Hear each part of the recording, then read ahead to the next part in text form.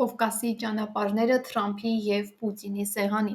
Դոնալդ Թրամփն ու Վլադիմիր Պուտինն իրենց հեռախոսազրույցի ընթացքում քննարկելով միջազգային այլ արդիական հարցեր, ինչպես նշված է զրույցի մասին հաղորդագրություններում, արդյոք կոնկրետ անդրադարձ կատարել են Կովկասին և մասնավորապես այստեղ ըստ էության նոր իրավիճակին, որ ստեղծվել է Հայաստանի և Ադրբեջանի միջև Խաղաղության պայմանագրի տեքստի համաձայնեցման մասին հայտարարությունից հետո։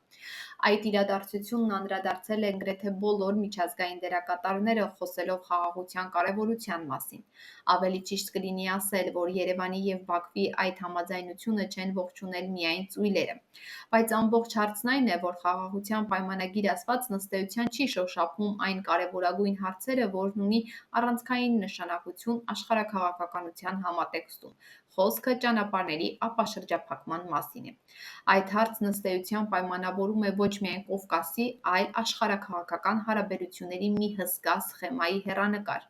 Ըստ այդմ առանցքային է, թե ինչ տրամաբանությամբ է կառուցվելու այդ հեռանկարը, ինչ ստատուս քվո է ենթադրելու այն։ Ամերիկայի Միացյալ Նահանգներն ու Ռուսաստանը քննարկել են այդ հարցը, թե դեռ չեն հասել դրան։ Կովկասով անցնող ճանապարհների հարցը կանխորոշում է Չինաստանից, Կենտրոնական Ասիայից, առևտրային ուղիները դեպի Եվրոպա, Հնդկաստանից դեպի Սև ծով։ Կովկասն առանցքային օղակներից է, որտեղ ճանապարհների ապաշրջափակման այս կամ այն ռեժիմը մեծ նշանակություն է ունենալու մեծ սխեմայում ուժերի հարաբերակցության հարցում։ Այդ հարցում ինչպիսի՞ն են նահանգների ու Ռուսաստանի մոտեցումները, դրանք հակադիր ռեժիմում են, թե կան ընդհանուր եզրեր։ Ինչպես արդեն նշել են, կարևոր է, որ հեռախոսազրույցի ընթացքում նրանք խոսել են ճգնաժամային գոտիներում կայունության հարցում համատեղ աշխատանքի մասին,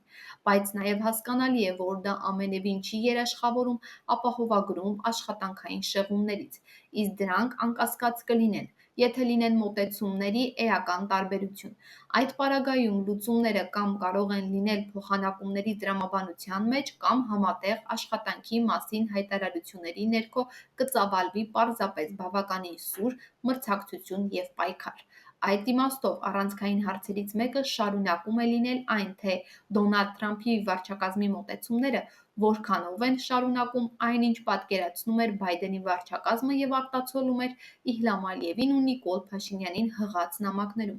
որոնք ստանալուց հետո Կազանում նրանց հանդիպումը եղել է առայժմ վերջինը։